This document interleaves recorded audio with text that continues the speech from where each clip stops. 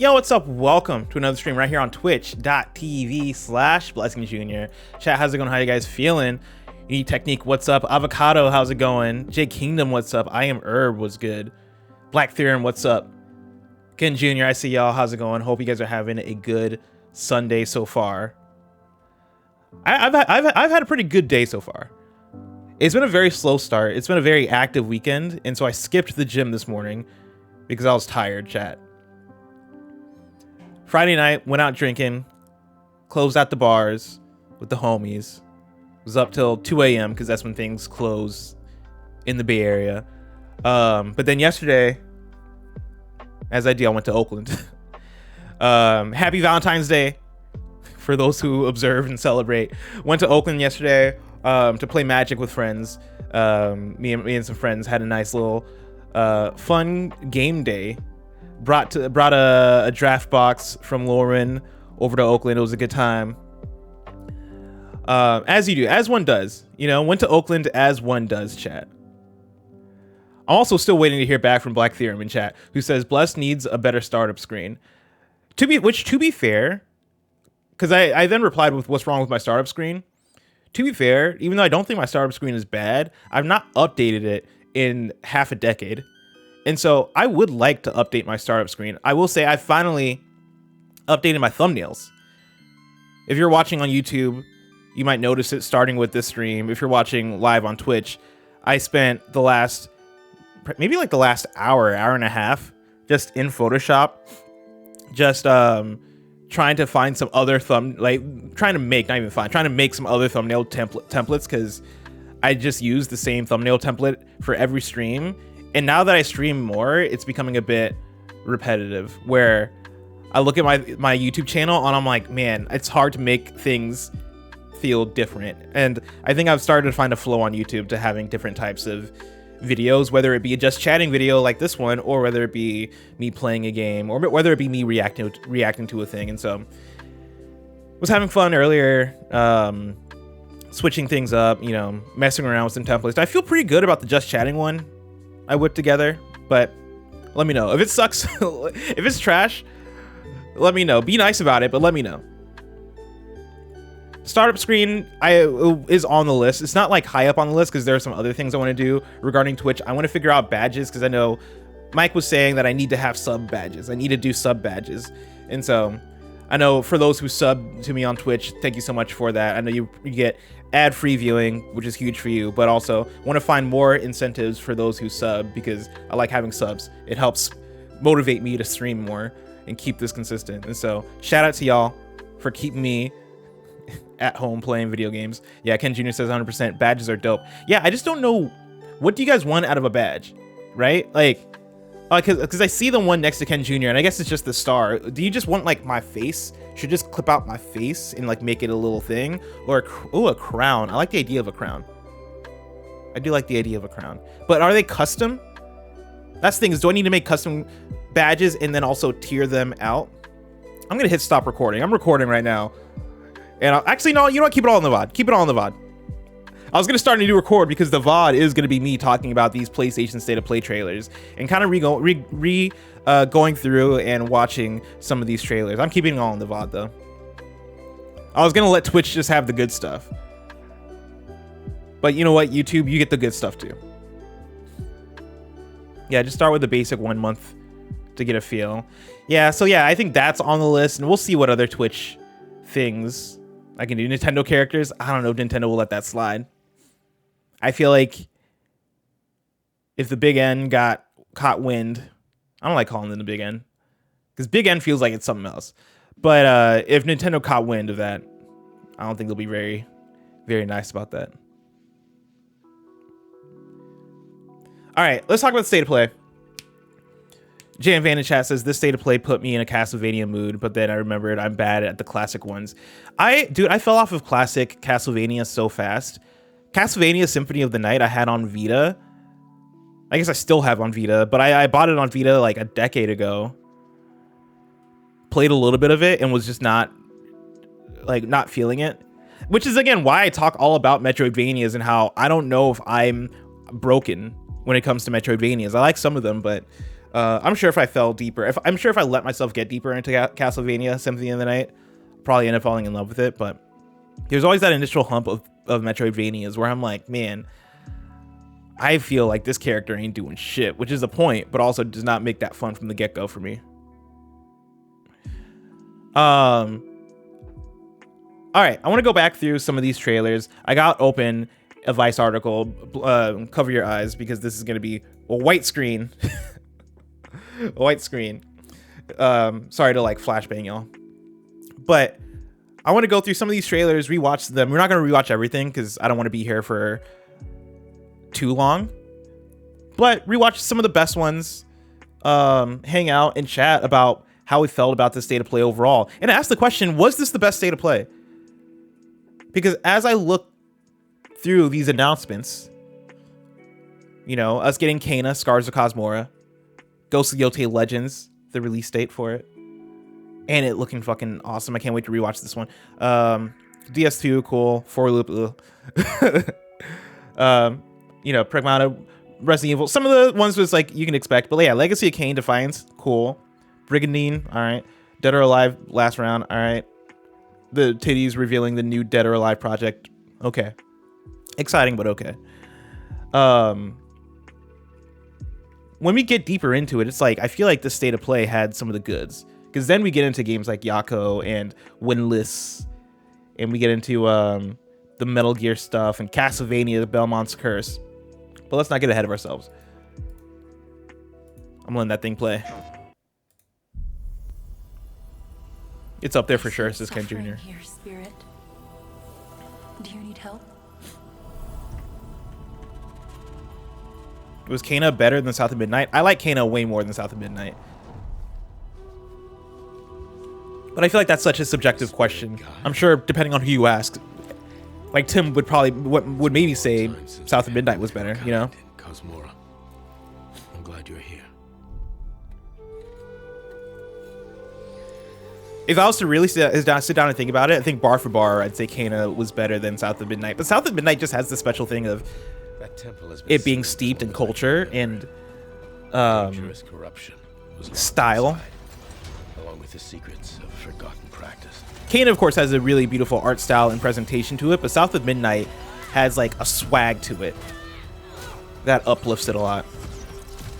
But I just prefer the gameplay of Kena way more. Gameplay is huge for me. I'll say South of Midnight, probably better story as well. I don't recall anything about the story of Kena Bridge of Spirits, so I'll give South of Midnight that as well. Used alchemy to cleanse corruption. Yeah, the gameplay, Maybe you can do the same. which if you know me, you know I'm a gameplay person, of Kena hits a bit more for me. But man, when I look at this somehow looks better than Kena Bridge of Spirits. Even though Kena Bridge of Spirits looked magnificent. So I'm not going to say this looks way better, but maybe if I go back and look at gameplay of Kena Bridge of Spirits, this might look way better. I don't know. But this looks good. Fear will bind you, gripping to the present, which must always pass.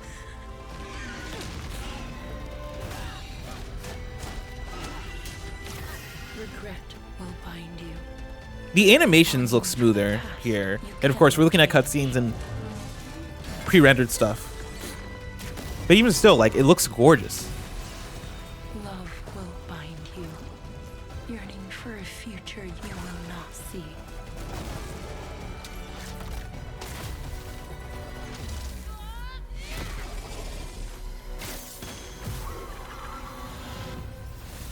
God, the way the color fills this. Hold on.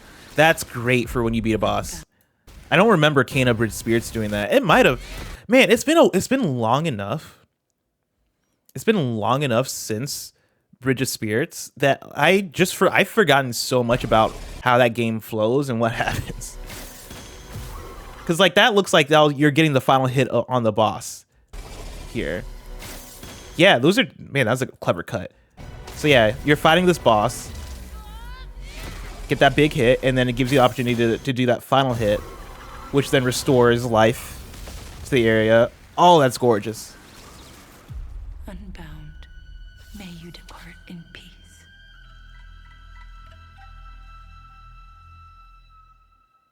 I can't believe that's 2026. Cannot believe that's 2026. Can a game like this even be called double A. People were saying that about the first one. I mean, I don't think those words have meaning anymore outside of like business conversations, because for the audience, like, what is AAA? What is AA? What is single A? I don't know. Like, you know, if I think in a business room, yes, this can be called AA because this doesn't cost as much to make as in Elden Ring or as a Assassin's Creed, or like AAA is meant to be that top tier, you know, this is a prime time, we're putting this out and putting all this budget, like all that stuff. I don't think that's this game, you know, like this isn't an Assassin's Creed. That doesn't make it worse or better, but we're just talking about like resources and stuff.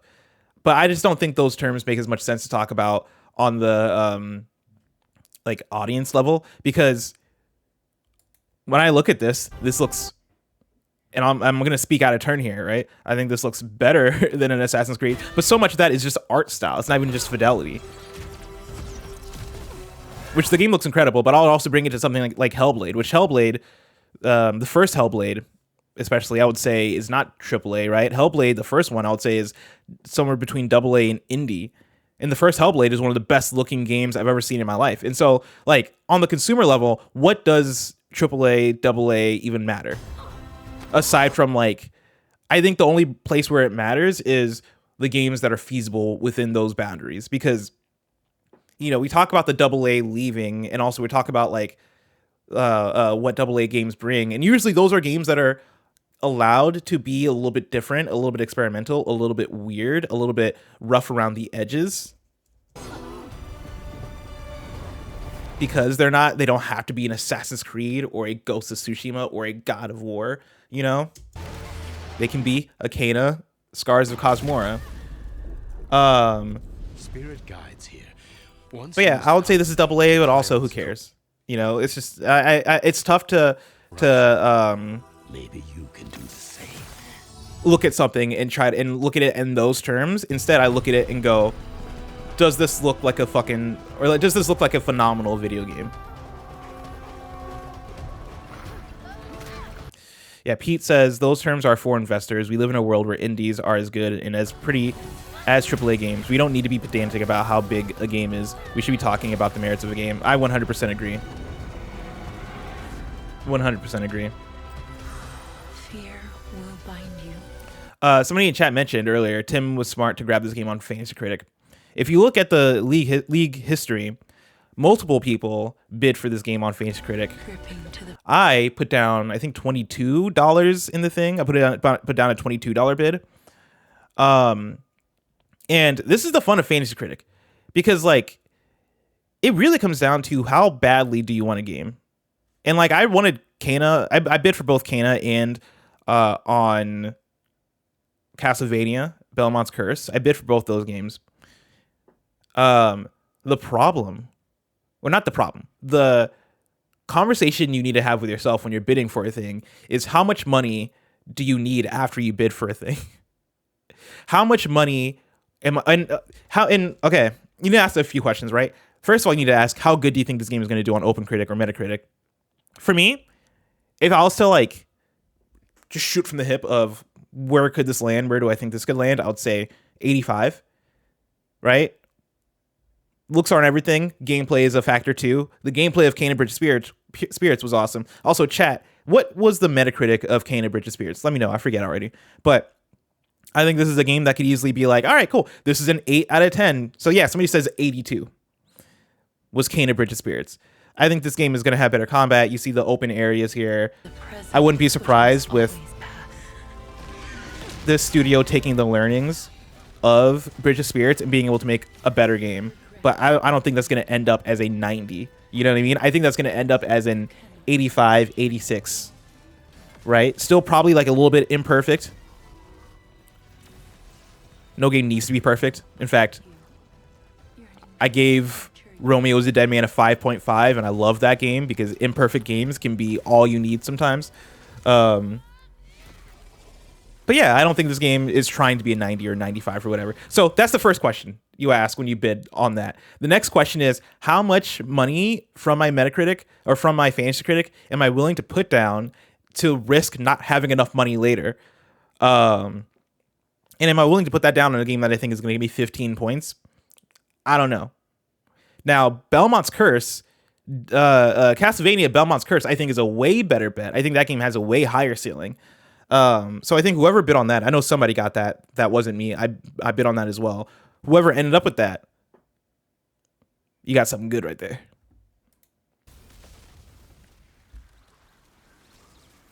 Yeah, Roger. Yeah. May you depart in peace. I did put down. We're gonna talk about this later in the stream. I put down $1 on Avatar, the fighting game. Finally, $55 is insane, by the way, because the Summer Game Fest ain't even here yet, bro. You're going to want a lot of money for Summer Game Fest. I've learned this year after year.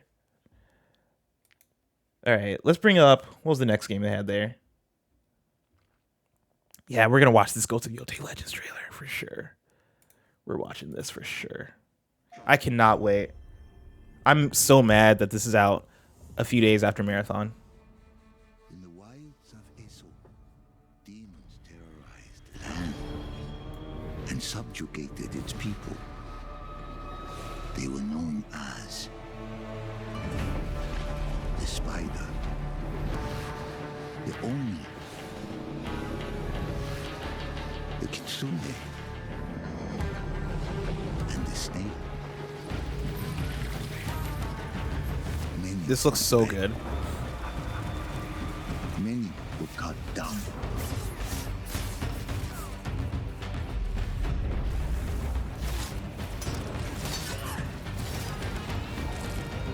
Dude, look at the webs for the spider in the world. I love how much of it is still honoring the original Ghost of Tsushima Legends when you're like in like these hallways when you're running through, but so much of it also seems fresh Nothing and can new. stop the true warrior from vengeance, not even death. Like, this is where the art style of this game really shines through. I mean, that actually is kind of crazy to say, because Ghost of Yotei, gorgeous game, gorgeous video game, right? But like, I like when this shit gets weird. And subjugated its I people. like when they take such a phenomenal style and go, all right, now let's twist it and They were known make it as demonic. The Spider, the Oni, the Snake. I want to see some more of the Many gameplay fought again. back, Yeah, so like you're running through those were cut back. like these hallways are straight from like the original Ghost of Tsushima Legends. Fought back. You're running to the next part of your mission. Many were cut down. I love the webs.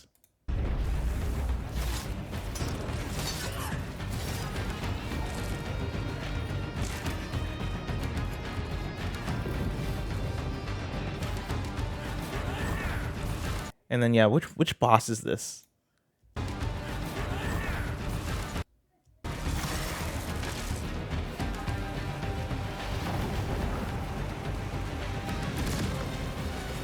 Nothing can stop the true warrior. Nothing can stop the true warrior. Man, they did a good job of holding back gameplay. I didn't get to see shit of these boss fights, man. They held back here. Nothing Good can trailer, stop though. the true I can't warrior. wait. I cannot wait. Yeah, Legends will launch with 3 mission types. Hold on, what does Vice say? Ghost of Yotei Legends is an online cooperative mode up to 4 players, where players can team up with friends to challenge monstrous supernatural enemies across multiple game modes. Yeah, I know they break it down more on the PlayStation blog. Actually, do they break it down more in the...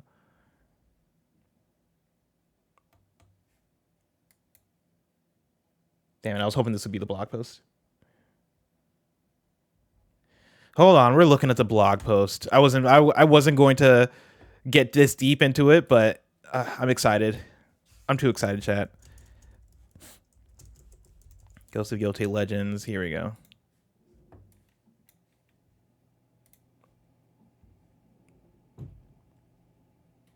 Also, shout out the homie Andrew Goldfarb. Wrote this article. Here we go. 3 mission types. Survival. You team up with 3 other players, take down waves of increasingly difficult enemies of 1 to 4 maps. They had that in the first one. It's just a horde mode. Fun. Wasn't my favorite, but it was fun. Story. You'll team up with another player to tackle a series of 12 missions, which I feel like that's a lower count. It's been a while, but I feel like it was like 3 players, right, for Ghost of Tsushima Legends for the story missions. You'll take on a series of 12 missions. Then after completing them, you'll unlock an incursion, which is a large-scale 4-player assault. Oh, yeah. That's awesome. As for other members of the Yotei 6, in April, release a raid putting your team to the ultimate test. Yes. This is the way to do it. This is the way to do it. This sounds a lot like the original Ghost of Tsushima Legends. And so I think that's great because the original was awesome. What's the loot system like? Beyond the loot you earn as you level up, you can also earn additional legendary weapons. Okay, yeah, this sounds exactly like what it already has been. But I love the fact that we're going after the Yotei 6.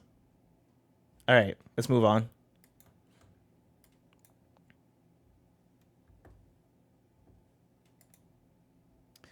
DS2, I mean, we don't need to watch that. Come on. Gorgeous game. I will always sing the praises of how good this game looks. I don't even look at myself as a fidelity person. I don't care. I don't like, it's not that I don't care because I love looking at beautiful things. But Death Stranding 2 in particular does something to me. When I see those mountains, when I see the ripples in the environment from long distance, and I'm like, man, I can't believe my PS5 can render this shit. Oh, it's gonna look so good on PC. I might have to boot it up for. Maybe I'll do a stream. Maybe I'll stream it on PC for a couple hours. Maybe that's how I do it. But I want to play it in widescreen though, and I can't do that. Yeah. Do people do widescreen streams? Is that even an option on Twitch? 4-loop. We try to forget about 4-loop. Pragmata continues to look good. Hey, Hugh. Oh yeah, it was this What trailer. were you like as a kid? When I was young, I was in an orphanage. I don't give a fuck about Hugh. Hugh, chat. This is what I want, chat. All right. This is what I want. We're gonna play. That's kind of funny. We're gonna play and review Pragmata, most likely. After the review, I want you to ask me what Hugh's story is, so I can tell you. I did not hear a word that came out of this man's mouth because I did not care. I tuned that man out because that's what's going to happen. He was going to be yapping and I'm not going to care. I'm going to be too busy shooting up robots in space or whatever you do in this game. And I'm going to be loving it. And my prediction, I'll give this game an 8 out of 10 because it's that fun. Even though I did not care about the story whatsoever. Man, a 4th trailer for Resident Evil Requiem. Oh, yeah. Man. At the end of this trailer.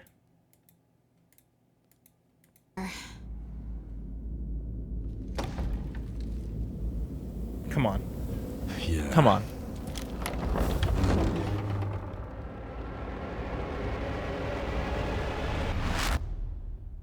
Come on. I think Pragmata is going to be an even 90 if the story hits. Like, I think they might be cooking. Pete, do you know how hard it is to be a 90 on Metacritic? I hope for them. I hope for the best. I hope they're able to hit it. But even just from the demo, I don't know. From both the preview and in the demo that I played, I mean, that'd be sick. That'd be sick for sure. I'm not. You know what? Here's what I'll say. I'm not gonna say the game. It's like not possible for the game to have a great story because they do have the vibe correct. When you're running around and you hear the piano song in the background in the trailer, and Hugh is somberly telling his tale, like that's the vibe. I just need to care about the words that are coming out of his mouth, and that's the only thing I worry about. But like, they are setting the tone the right way. Yeah, Jumps 004 says, as long as it doesn't drag for like 30 hours. Yeah. Here's what I'll say. I think Pragmata is hiding some of its cooler gameplay things.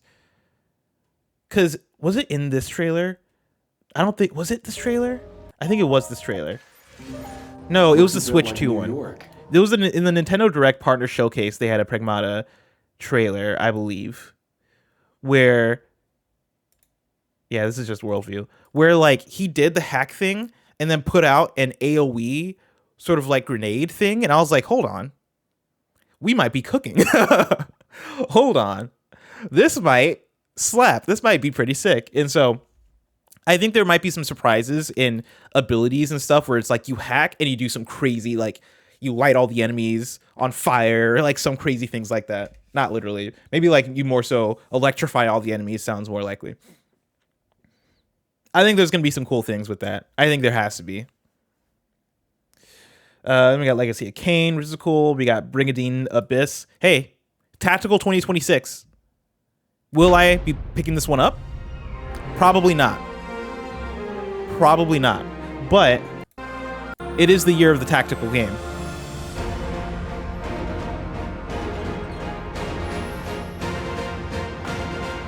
I gotta play more Mutagenics.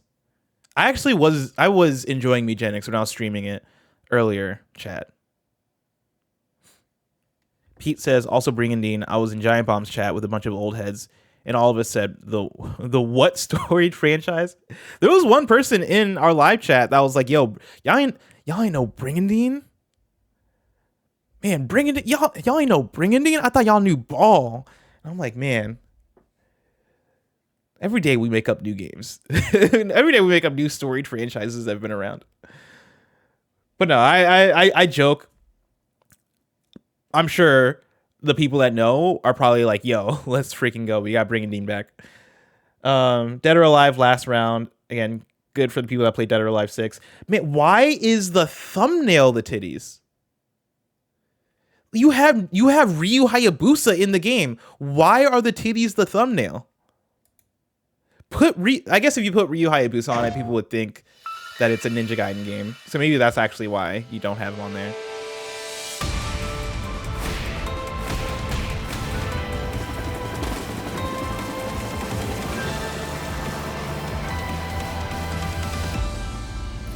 It's funny. I was trying to say it on the reaction.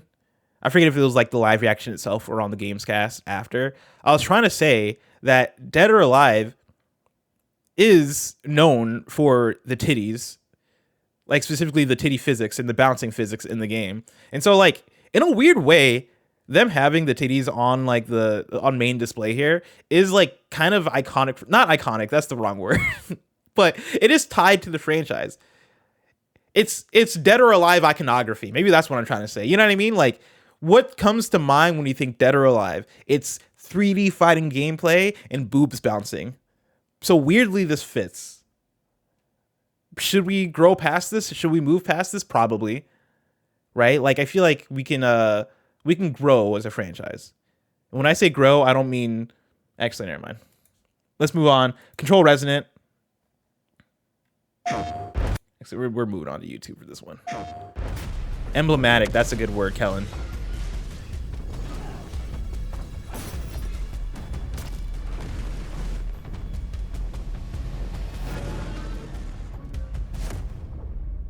Can I say something? As a Melee enjoyer, I think I'm going to like Control Resonant more than Control 1. Gameplay wise, for sure. Even without the telekinesis, I think I'm going to be missing that a little bit. But as a Melee enjoyer, I think we're going to like that. I'm scared that I'm going to miss the weirdness of the oldest house. No, that's not what it's called. Is that what it's called? No, the Federal Bureau of Control. What's the building called? Is it the oldest house? I feel like I'm going to miss the weirdness of the oldest house because there's something to that being in that like one location, almost Metroidvania like, where you get to know that location so much, and you're picking up the notes, and it's like you can't bring a pencil in here because one time a guy brought in a pencil and the pencil went weird and people died, and like picking up the redacted documents and stuff. I think I'm gonna miss that. And I almost wonder if post Control Resonant, maybe you can put out something called Control 2, even though we're all like, oh, this is Control 2. I wonder if there's a possibility of a Control 2 where we go back to the oldest house and have the service weapon and all that stuff. I sound like people who I sound like the people who are complaining about Ghost of Tsushima like not having Jin Sakai anymore. But I just mean that in terms of the heart and spirit and soul of, to me, what made Control 1 Control 1. I feel like Control Resonant almost feels like it could be a different game. I know it's her brother, and so like it that's why it's Control is because of the story continuing, but gameplay wise, setting wise, this feels so different, which kudos to them, because that's a swing, that's a risk, and that's the type of shit that I do fuck with when developers are like, yo, what if we do what they're not expecting? I love that. But also, I think I guess I could just go play Control 1 if I miss Control 1. But it makes me wonder if I'm going to come out of this being like, oh yeah, I love Control Resonant, but it was missing some of the things that feels like for me made Control. That said, no one should have survived that. The new things that it is introducing are pretty fire. Hello everyone. I'm Mikael Kasurinen, and I'm the creative director of Control Resonant, the game-changing sequel to Control. What you are seeing here is an early mission captured from our in-development build. We play as Dylan Faden, our supernaturally gifted hero, in a version of Manhattan like you haven't seen before.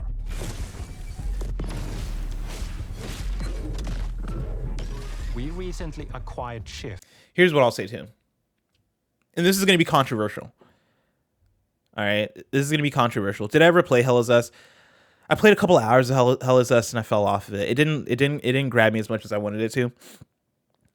This is what I'm gonna say, and this is gonna be controversial, and this is gonna also expose me as a certain type of gamer. And you guys already know this about me, but once again as a Melee enjoyer, and this is fucked up. I worry a little bit about like Western studios take on melee combat. I know we've had that for forever, right? But like when I think of my favorite action games, they're all out of Japan. And like, of course, we have God of War, we have shit like that that's fucking fun or whatever. But even God of War 2018 and Ragnarok, I like the combat, but like when I see kind of like the almost like prototype style character action of this, I'm like, man, and his supernatural ability. Like, this is just me exposing myself as a weeb, because again, I can name a Spider-Man or a Batman Arkham or other Western developed games that have good melee combat. There are a lot of different ones you can discover. But I feel like Western developers are never touching like Japanese developers when it comes to melee combat specifically. And maybe it's the sound design. I don't know exactly what it is. Maybe it is the sound design, because somebody in chat says, Jumps 004 says, like the hit sounds in this are a bit muted. Like, I think it could be that, it could be because of like the stylish action games that we get out of Japan, where it's like, yo, Devil May Cry, you're fucking cutting up, juggling in the air, you're gunning, and all that works because you're in a world that's heightened and like influenced by things like anime or things like, you know, like, I don't know, a bigger, greater sense of what you can do with action. And that appeals to me more. I say all that to say that I hope this hits. I hope the gameplay feels right. I hope it feels right. Because like, you know, I do that. I say that about Devil May Cry on one hand. On the other hand, I am bringing up Souls titles as well, where I feel like Japan has such a cornering of the market on how good melee action games feel. So it's not even just like an exaggeration thing. Like even on that grounded, like Souls like side, Kind of. there's something really satisfying and really deep about Just try to stay alive out there. a lot of the games that a lot of the action games that I love.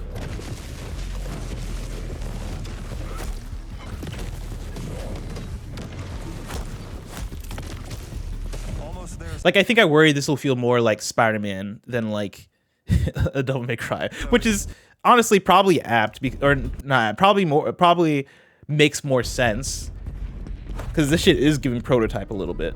What the hell is that thing?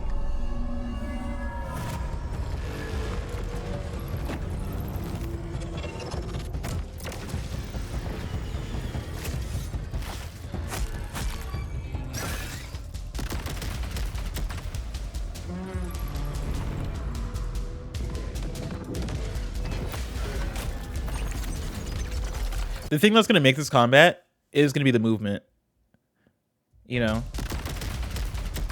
Like being able to jump around, and then this right here, dodging the laser by landing on the ceiling. The movement is going to make the combat fun.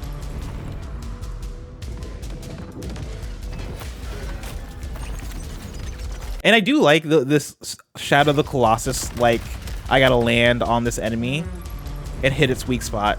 Right here, boom, I gotta land on this thing, hit its weak spot. I do like that as well.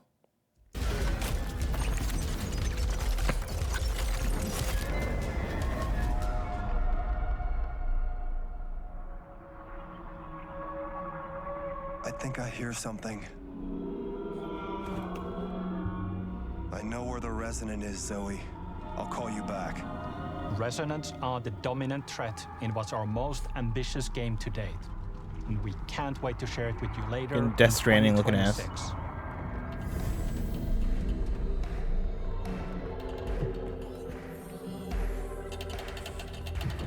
Unique Technique says, as long as it's better than Breath of the Wild's melee combat. Who brought up Breath of the Wild? Y'all motherfuckers are obsessed with Breath of the Wild. Nobody even brought up Breath of the Wild in this conversation, Unique Technique. Time yourself out.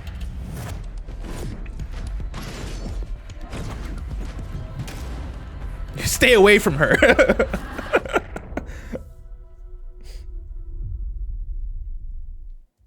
Pete says, weird comparison, but I get crazy Returnal vibes from the art style of some of these clips. No, I get that. I don't think that's a weird comparison. Returnal came to mind, even though, like, a very different game, but I think as far as, like, how weird Returnal shit gets, especially when you're talking about, like, the enemies and, like, the tentacles and all that shit. I get what you're saying. Kind of like the surreal, and also, like, kind of the bullet hell surreal vibes you're getting. No, I see a little bit of Returnal in this.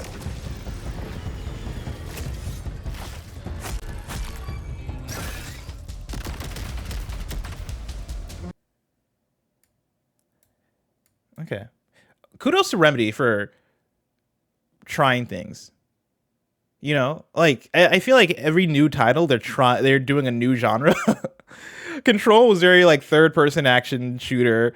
Then you have Alan Wake 2, which is a survival horror type game, and then they're like, yo, let's do melee combat action. Let's make Prototype and make it weird. Good for them.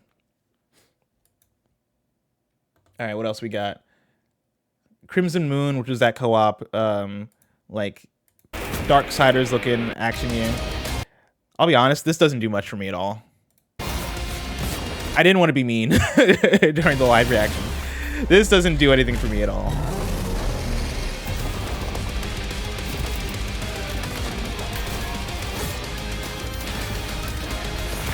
I was expecting to see Mick Gordon at the end of this trailer, like music by Mick Gordon, formerly of Doom.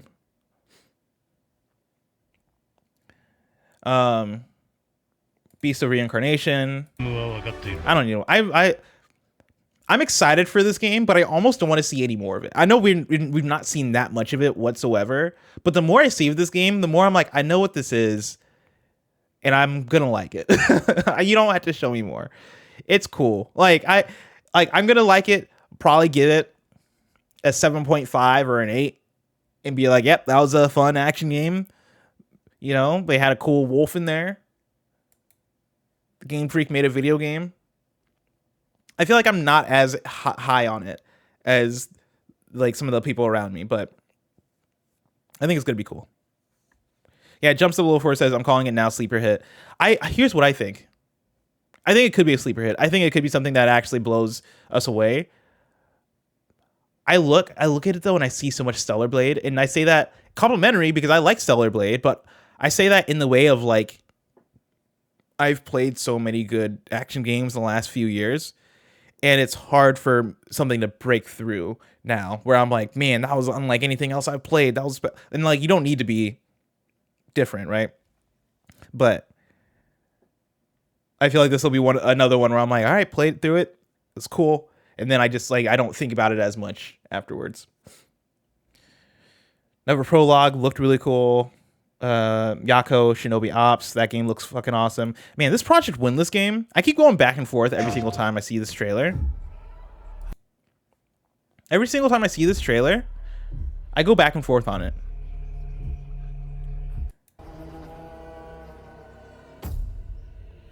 This game looks ridiculous. It reminds me so much of a Black Myth Wukong.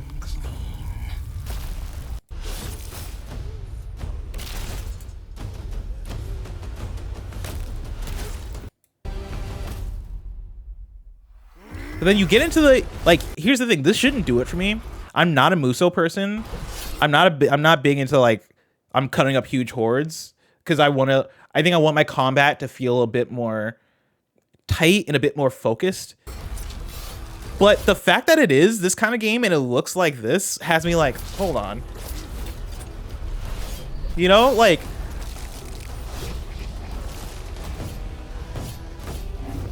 I think what it is that it feels like a breath of fresh air compared to something like Wukong, which I played and I was like, man, this feels like a bunch of games that are excellent smushed into one, like a bunch of action games smushed into one, with like really high fidelity and a lot of money behind it. And it's what it's what I just said kind of with Beast of Reincarnation, but you know, I didn't feel anything playing Black Myth Wukong as much. This though, like, at least this is doing something where I'm like, really? You got all these hordes? Like, you're doing Muso type shit in here?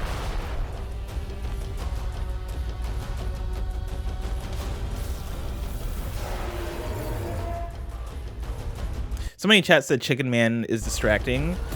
I get that. I feel that.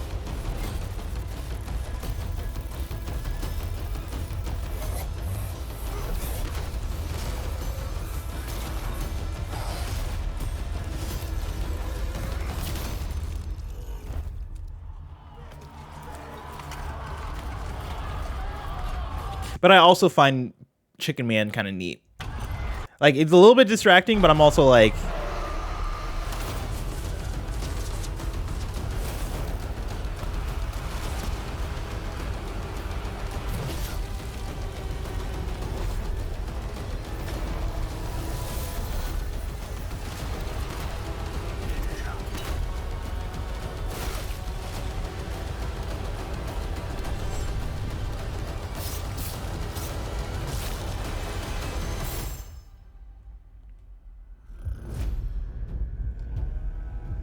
and I don't know anything about the text that it's based off of, because this is based off of, it says at the beginning.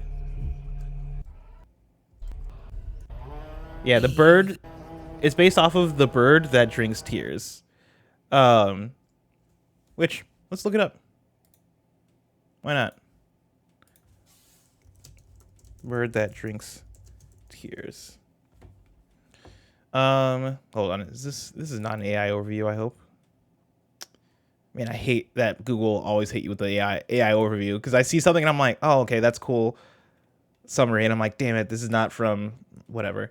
The Bird That Drinks Tears, this is Wikipedia, is a series of epic high fantasy novels by the South Korean author Lee Young-do.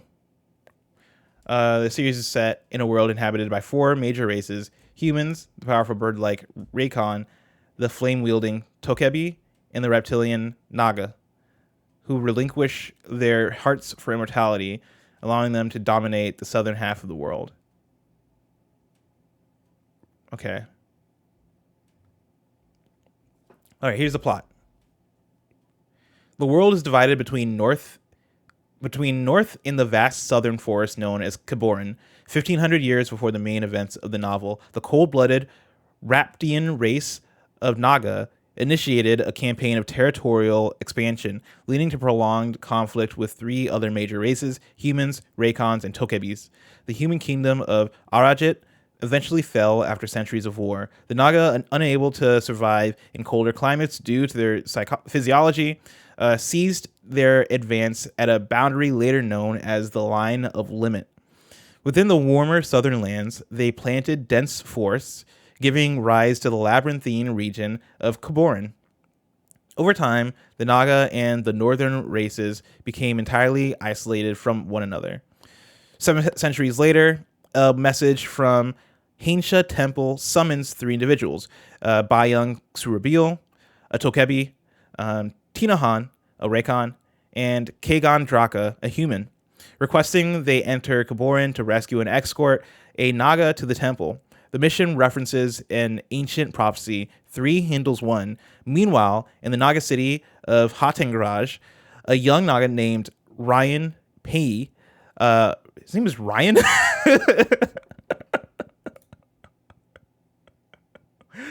His name's Ryan? Ryan Pei? What the fuck is Ryan Pei sounds like a white football player. Like, what the fuck? It prepares for the heart extraction ceremony, the coming of age ritual that grants immortality by removing and storing one's heart in the city's heart tower. Traumatized by memories of his father's death, Ryan flees the ritual. During his escape, he witnesses the murder of his friend Farit Mekarau, who was to, his name is Ryan, who was to serve as the envoy to Hainsha Temple. Honoring Farit's dying wish, Ryan escapes the city to seek out the rescue party in his friend's place. All right. I'll be honest. Those aren't the vibes I was getting from this trailer. In the way of purity, little king. Do we meet a Ryan in this game? If we meet somebody named Ryan Pei, he fucking shows up and he has like a fucking football jersey on. He's like, I'm number 7. I play for the Pistons or whatever. Or the Pistons, the Pistons are like a baseball team, aren't they? NBA, fuck.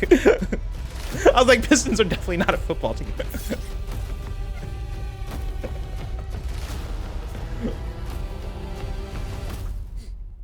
I apologize to the city of Detroit.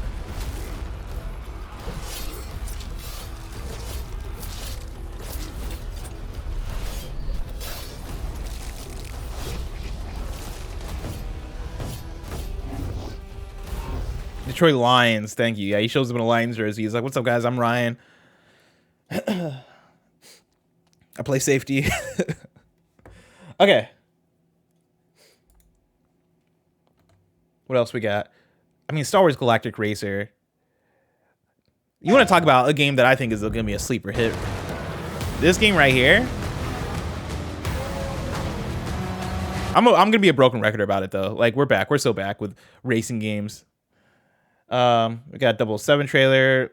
We got the Metal Gear Solid collection. Come on. Outer heaven. That's all you need to know. Castlevania Belmont's Curse. This might be my first Castlevania game that I actually play through. In the name of His Most Royal Majesty, by the grace of God, the King of France.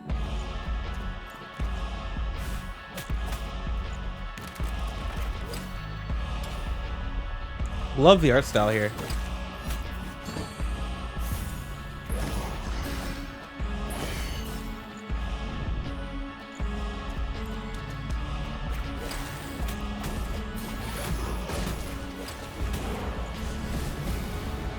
Yeah. Yeah.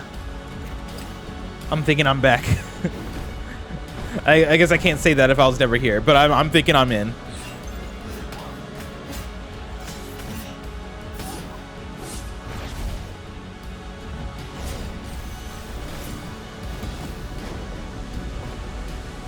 Yeah. Yeah, that looks So now that looks fire. we appeal to you. Trevor Belmont, last of House Belmont. Guys, I love Dead Cells so much. All right, got Silent Hill Townfall, which, by the way, I think this trailer looked great. This has me interested in this game.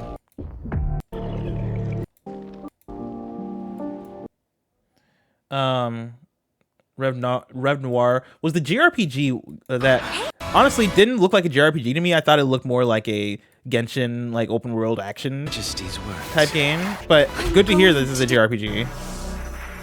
Very curious on what the gameplay looks like. We got John Wick. This is one I was a little bit cautiously optimistic on during the Gamescast conversation. Mainly because Saber Interactive isn't a name that like makes me go, ah, shit, they know how to make a John Wick. I'm open to the idea that they can make a good one though. Like we've seen plenty of studios try their hands at a genre for the first time and kill it. So like, I'm not gonna be a hater, just be a hater. But Saber, like seeing the Saber name, I was like, man, I had like a list of developers in my head as I was watching this trailer that I'm like, ooh, they would be good at this, and Saber was not one of them. But I'm excited to see what they do.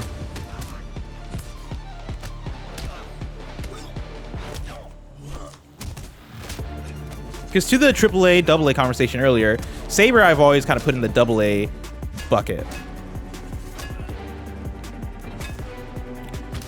Yeah, Ray, Saber is a publisher, but they own a bunch of developers. There's a bunch of developers that are called Saber. It's like Ubisoft, where there's Ubisoft San Francisco, Ubisoft Toronto, Ubisoft XYZ. Saber kind of has that as well. Not a fan of Space Marine. I like Space Marine fine. You know, I played Space Marine 2 on stream with Andy and Mike and them. And like I think that game's fun, but it's not, this is the thing that was tough for me to communicate on Gamescast. That like I don't play Space Marine 2 and go, man, I hope these people make a John Wick game. You know? I think that game is fun. I think that game is cool. I wasn't blown away by it when I played it. I thought it was fun, but like I want my John Wick game to be fucking fire.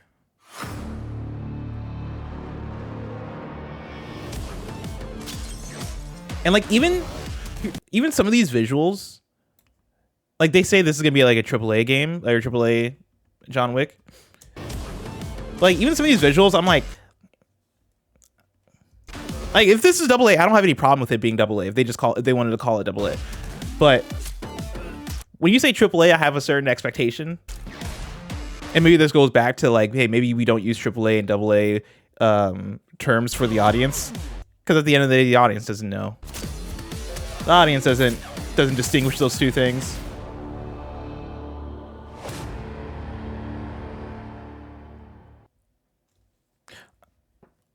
I'm really curious though of like what is the gameplay loop here, because somebody in chat mentions Jumps 004 says sleeping dogs with some Sifu-esque combat hits, which if it's that, oh, we're cooking. And I think it could be that. I think sleeping dogs might actually be more of the foundation of how you make this John Wick game, more so than Sifu. Because remember, Sifu is like such a contained beat 'em up game. So much of that gameplay comes from the fact that you're replaying over and over again the same levels. And there's like 5 levels in the game. And the levels are big or whatever, but you're playing through these same 5 levels trying to beat it all without getting a game over. Like that, it's essentially an arcade game with systems designed around it so that it feels like a longer game. But Sifu is extremely contained. A John Wick video game, assuming they're not making it like a Sifu thing or like an arcade style thing, a John Wick game I think would have to be more like Sleeping Dogs. I think it would have to have more either exploration or I don't know, like bits that you're doing outside of just pure combat.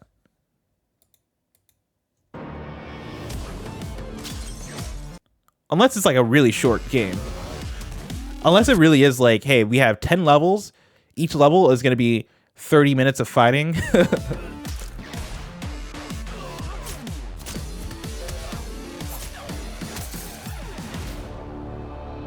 But I think there's got to be shit in between that. There's got to be story. There's got to be a narrative. Yeah, I'm so curious on this John Wick game. I want it to be good, and I think it's going to be. But yeah. All right, we got Marathon. I need this game to just come out. It's coming out March 5th, 5 days before it goes to Yotei Legends.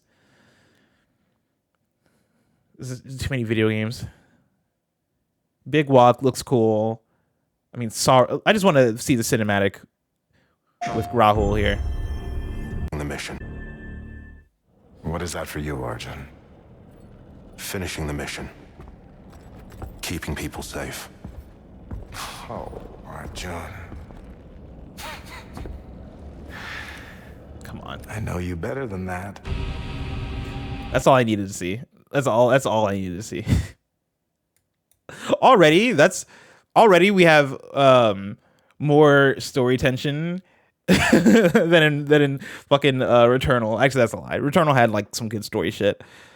I liked Returnal's story. I didn't love Returnal's story elements, but it's not as much of a story focused game as like other Sony first party stuff. But I do like that they're making use of Rahul here. And this other character. Finishing the mission. Keeping people safe. Oh, Arjun. I know you better than that. Like whoever this guy is, I'm curious. You know? I'm interested. You've piqued my interest. Now, Big Bad Booga says John Wick already barely has a story.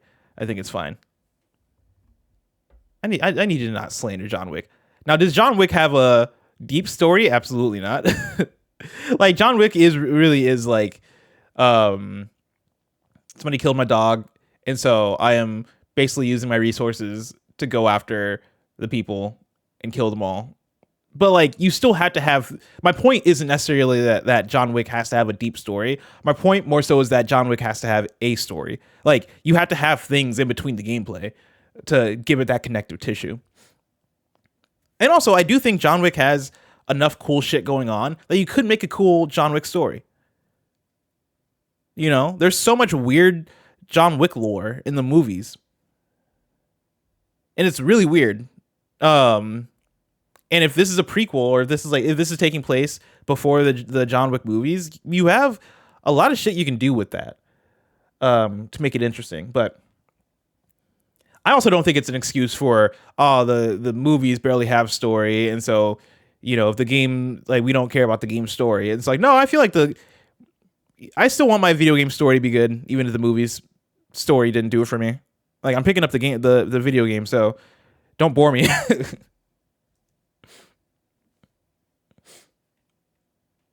Let's see. Marvel Tokon got a trailer with the Unbreakable X-Men, hell yeah. And then we got the God of War stuff.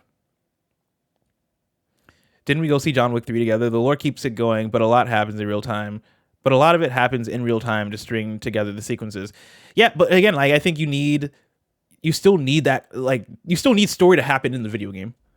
It really is just my central point, right? Like, you're going to need shit to happen. I don't want to play a John Wick game where it is, all right, you're just going to go kill people and you don't like, I don't want it to be essentially like, what's an example? I was going to give Hitman as an example. Even though Hitman weirdly works with the story being shit. So that's honestly to the opposite example. But like, honestly, make it like the Hitman video game, but also make me care about the story somewhat. Like, and not even care, make me invested. Give me like a goal, like kill another dog. You know what I mean? Make John Wick meet up with a homie that like has a weird role in this world of assassination. It's kind of weird that is still Hitman, but like, you get what I mean. Give me the cutscenes to like maybe go, oh, that's cool, and then get into the fighting, because you're gonna have to break up the gameplay somehow, and I don't want it to be broken up by boring shit. Because the difference between this and Hitman is that Hitman, you really are spending like you're spending time in these open areas where like you're hanging out, and like the bulk of the gameplay is you sneaking through and like replaying these levels or whatever. John Wick, if John Wick is more of a straightforward action game, you can't really do it that same way because these levels aren't going to last as long as like a Hitman assassination. Like action games move quick and it's a lot being thrown at you. You need flavoring. You need to add some like seasoning in there. Okay. I still have so many questions about this God of War thing. The more I think about this God of War reveal, the more I'm like, man, I wish we could have done it a little bit differently.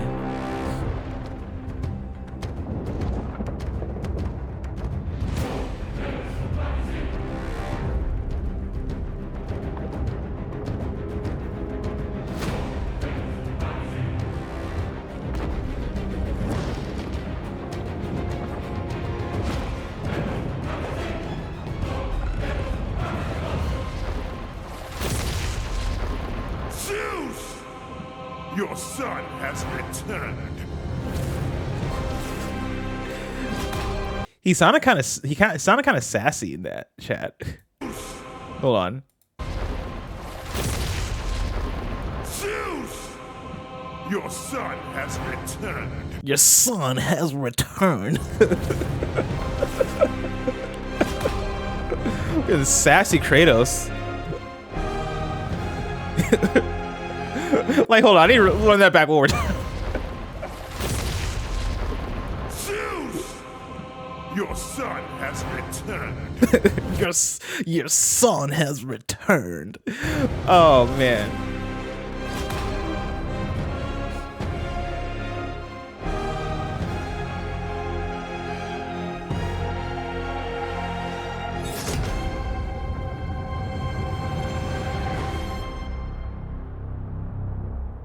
Then do they have the part with TC Carson? Hey, what's happening, fam? It is OGTC. Let me tell you, TC has the most swag of anybody I've ever seen. The original God of War. I want this quarter zip he's got on. This quarter zip is nice. Also, you can tell that they recorded this in winter. How y'all doing today? Like, they let him wear his seasonal quarter zip. I'm so glad you like, y'all definitely recorded this in December.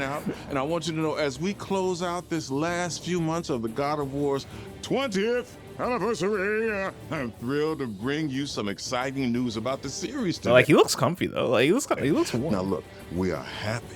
All right, I don't even gotta do all this. Yeah, like...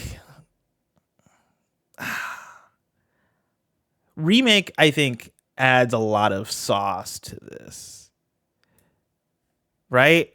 And I don't know how to. Here's the thing. Jam Van in chat says, I'm gonna be the guy that hopes they go full Final Fantasy VII remakes and rewrite some of the more vile shit Kratos did in God of War 1 through 3. Some of those games hit a bit different in 2026. Here's what I'll say, right? Because like on Gamescast, I was implying like, yo, this could be straight up, you know, we are Final Fantasy VII remake style. Like, you know, we're taking those original God of War games and putting them in the God of War 2018 and Ragnarok engine and doing ground up and like, you know. And the only reason I would go that far with it is, one, they didn't show us shit. It's early in development. And so now I have my imagination to go wild with. But also, like, if you're not doing that, what else would it be? Because if it is like, oh no, we're just doing like an asset, like, you know, making it like look prettier or whatever, I don't know if that requires all this pomp and circumstance. And also, like, those games still play pretty good. If it's a remastered kind of situation, which obviously they're calling it remake, so I don't expect it to be remastered and whatever. Like, you can just port the games. You can just make the games playable on modern platforms. Those games are still pretty good. I don't know, man. I wish we got like a clip of, even if it's 2 seconds of what gameplay is, and then cut it, just so we can like be like, oh, okay. Pete says, I legit think that Blue Point is on this since their God of War project got canceled at the 0 hour. There's no way Sony Santa Monica is committing to this for the next 6+ years. Here's what I'll say. Sony Santa Monica is a big ass studio. So like, I think they honestly could commit to this for the next 6+ years because they also have other games that they're committing to. And so the big pushback I give to that, because I've heard plenty of people kind of mention that, right? Of like, Sony Santa Monica going to commit to this? Like, is Sony Santa Monica going to be working on this for their next, like, whatever? One, they're a big studio. They can work on multiple projects. But then also, they're the God of War studio. Like, yes, Sony Santa Monica is going to commit to a God of War product that's going to sell like crazy because it's God of War. So that's God of War is Sony Santa Monica's baby. Like, yes, they could commit to that. All that said, do I wish it was Blue Point, or could I have seen it being Blue Point? Yes. I think that would have made sense as well. But they start this off by saying Sony Santa Monica Studio, so it's going to be Sony Santa Monica. I'm hoping that when we see gameplay, this will all make sense. I'm excited for this because I like God of War. B Soup says, what does this mean for Ragnarok sequel? You're not getting a Ragnarok sequel. Ragnarok was the end of that God of War saga. It's a duology. It's not a trilogy. You're not getting a Ragnarok sequel. And what that means is that you can take a little bit of a break before you figure out what's further along in Kratos' journey. You know? You're going to get the other new game Cory Barlog's working on, which could also be in the God of War universe. Like, we have no idea. It's not... Jason Schreier implied it's not a new IP, but it does feel like a new thing. That could be an Atreus game. It could also be something completely different. It could be something sci-fi. It could be something weird. But they could make that, and then after that game, make a new God of War, while also putting out God of War trilogy. Like, this being in development, I don't think means anything as far as new God of Wars being on pause or like anything like that. What IP do I think it is? I don't know. It's really tough. I forget where we were at as far as like, is it sci-fi or not? You know, there have been so many rumors around it. I mean, my number one guess would be a God of War thing that is so different that it feels like a new IP. Like maybe an Atreus game that takes place in a weird, really weird setting. If not that, then I do not have any guesses as to what IP it would be.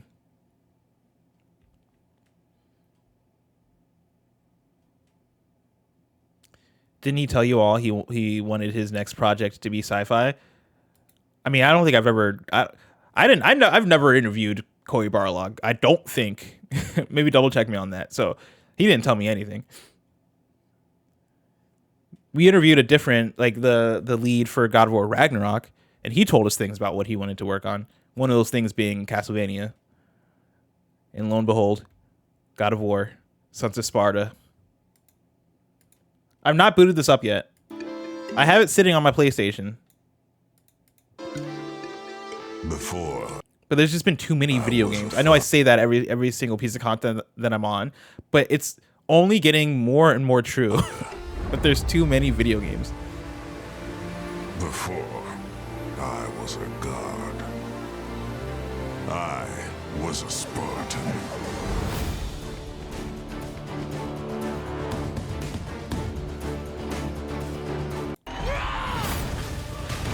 The legendary saga. Man, people have been hating on the visuals of this. I don't hate the visuals. Of tragedies and triumphs, of destruction and redemption. If anything, I don't want to play. Here's my complaint. I don't want to play as pre-toxic Kratos. I want my Kratos to be a fucking piece of shit.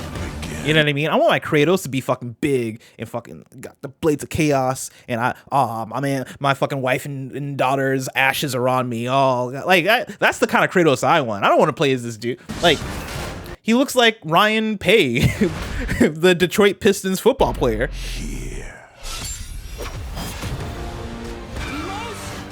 Be ready for Sparta! Like, Must be ready for Sparta. Okay, Ryan Pay. I know Ryan Pay when I see him. When I hear him. Be ready for Sparta. Boy, if you don't get some ashes on you and like get them blades of chaos and start like, man. Heroes and Crook says Detroit Pistons football player. You're late in the stream. That's what we call a callback in the comedy business. All right. I think that's it for the state of play. That is it for the state of play. Y'all, thanks for hanging out. It's been a fun one. If you're on YouTube, I'll catch you guys later in the next video.